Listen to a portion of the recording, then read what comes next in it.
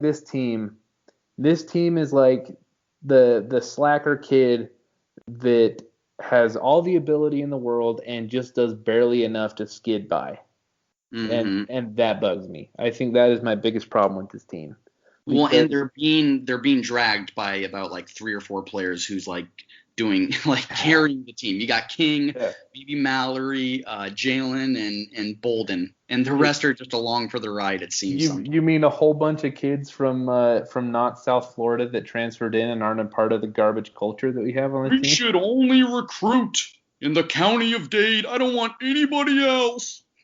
Yeah, dude, it's not going well for us. Like recruiting in Dade and Broward, not going well for us right now, man.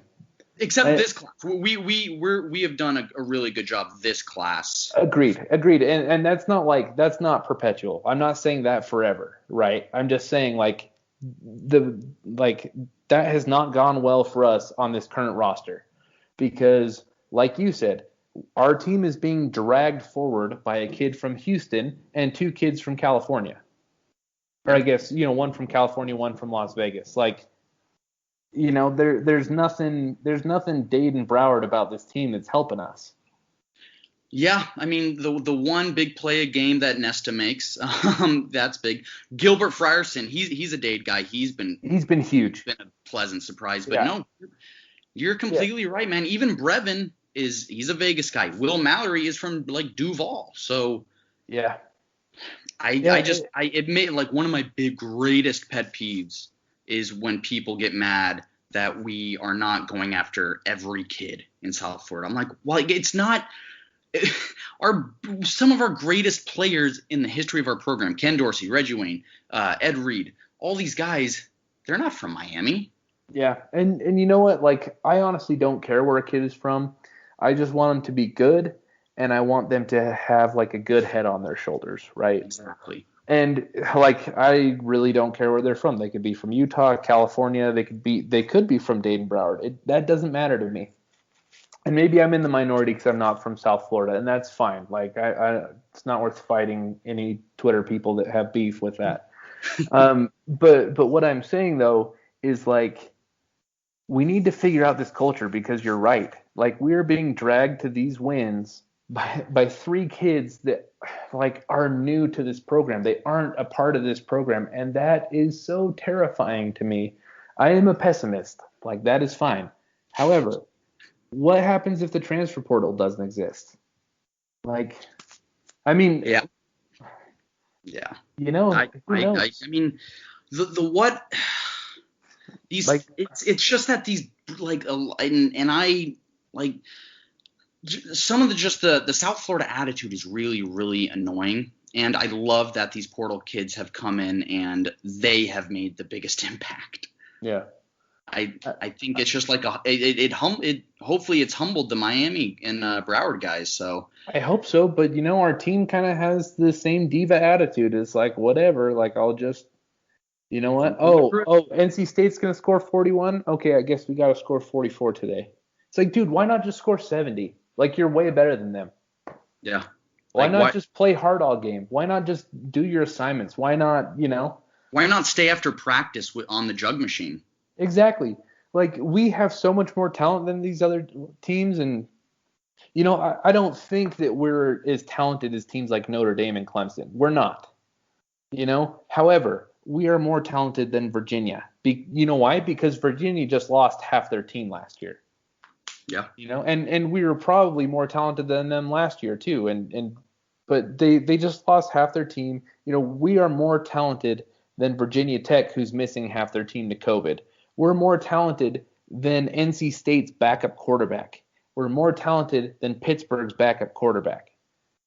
That's what's bugging me is, guys, go out there, play hard, and play to as good as you are. Because, dude, that's the benefit of having all these Dade and Broward kids. There's a lot of extremely talented athletes and just talented players on this roster. You wouldn't even know.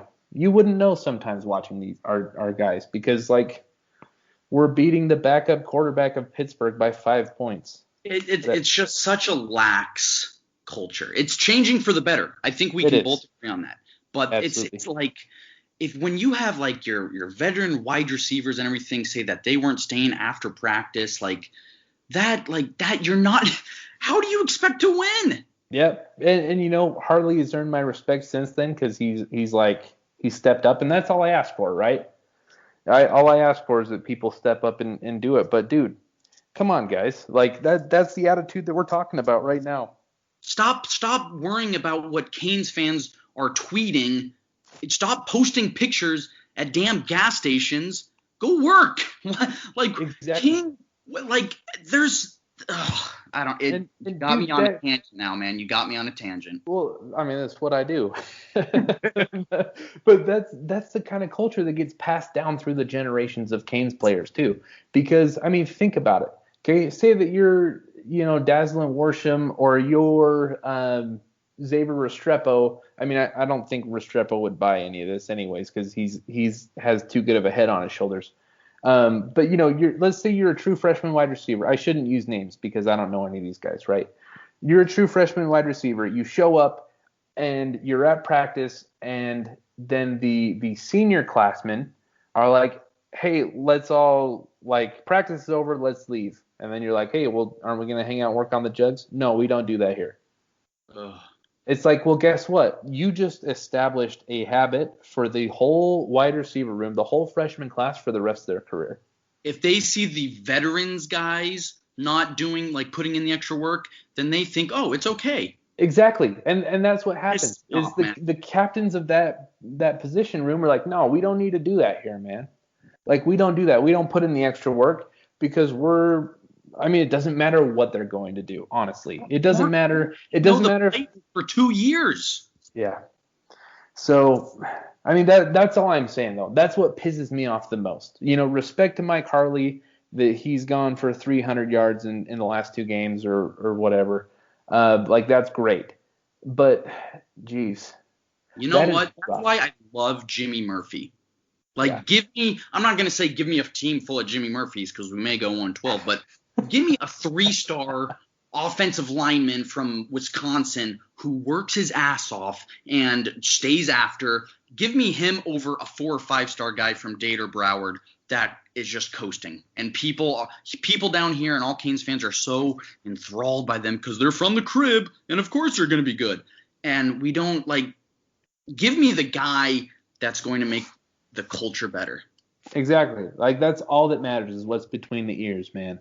Honestly, it matters more than the measurables. It matters more than the stars. It matters more than where they're from.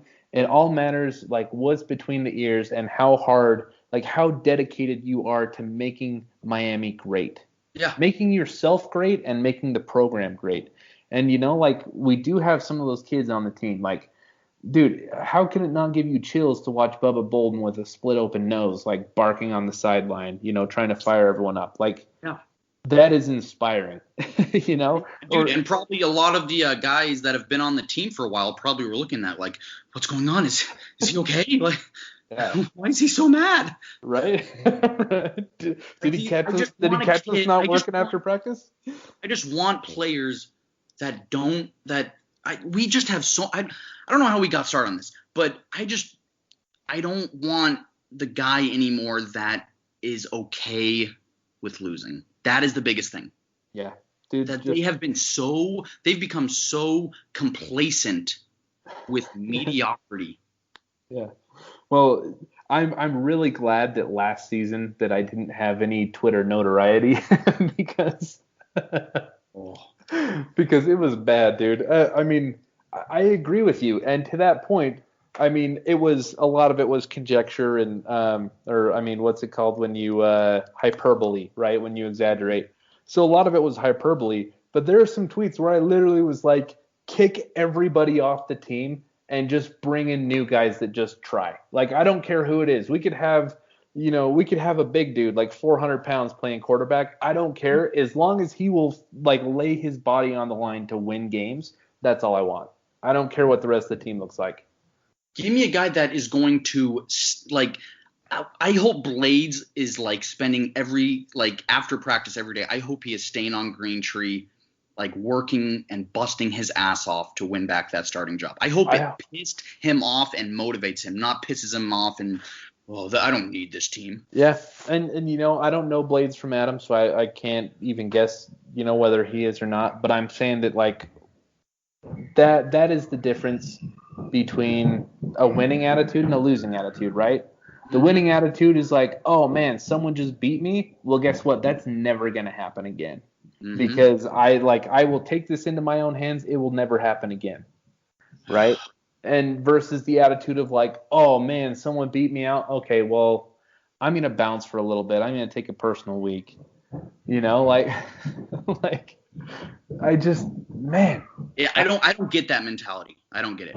It's well, you know what? Like, it's fine. Like, I won't judge anyone for having that mentality. But guess what? You probably shouldn't be playing Division I football for the Miami Hurricanes if that's your attitude. I'll completely judge someone for having that mentality. Like, I don't like to lose. I hate losing. I'm a very, very competitive person, and I am in radio. Like, but you're playing college football, you better hate to lose. I don't want people on my team that. Oh God, let's do a few more questions and then get the hell out of here. I feel like we're going to be in a lot of trouble after this episode, man. Why? Because we're honest? Yeah, because people are going to be like, dude, don't disrespect South Florida.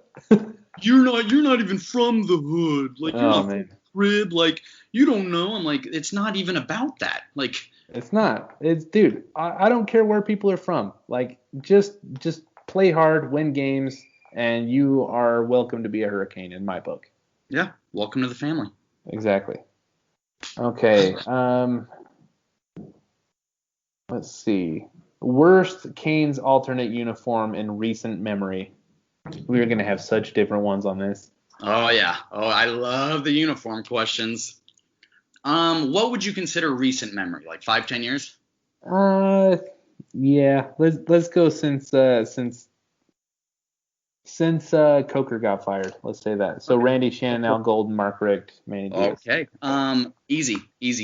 Smoke jerseys, Kaya, 2014. You already knew it was coming, baby. Dude, those are so pretty though. They looked like just they rolled around in an ashtray.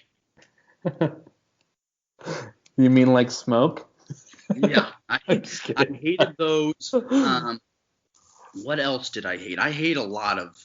I hate the all orange jerseys. Okay, like even the ones that we still do when we still do all orange. You don't like that? Yes, I hate those. Okay. I'm trying to think. Honestly, in retro, like I liked them at the time, but in retrospect, I'm not sure how I felt about like the black ones with the camo, and I'm not sure how I felt about the ice ones that we wore with Kaya our first year with Adidas. Okay, yeah, the last few years of Nike jerseys, I don't know like if they were just drunk or if they were like high and smoking and they're like, oh, this would be cool. They were awful. It was me that designed them, actually. I loved them. There was one, I think it was at Georgia Tech, and it was like a combined green and orange jersey, and it was awful. Oh, that was bad. That was terrible. Yeah, so I have to say, I loved those sets. You know, when we'd wear like the all white and green, you know what I mean, with the like green helmet and the white tops with the green shoulders and the green pants or whatever. I actually really loved that. But you're right though, when we mixed and matched and we looked like FAMU. Yeah. There was a game that we looked like FAMU, and I think we're talking about the same one. That was terrible. As much as I loved all of our uniform sets, like when we mixed and matched the orange and green, that was bad. I am a lot of people know this about me. I'm very, very boring when it comes to jerseys. I like the Yankees. I like the Cowboys. Very classic jerseys. Yeah. I like Penn State uniforms. I like Alabama uniforms. I don't like – the reason I hated Oregon growing up is because they would have – if you play with them on NCAA, there's about 17,000 choices. Yep. Like, who cares? Just wear our orange jersey and go play football. Like BYU, dude. They have great uniforms. You know what? I will say I love the royal blue jerseys. Yeah. I know. I just like to mess with you, man. Okay. How many more are there? I saw the boring question. Let's see. Yeah, let me find it real quick. That one might have been on your Twitter because I can't see it. One last thing on the uniforms. I looked again at the new blackout jerseys. Not really a fan. Really? I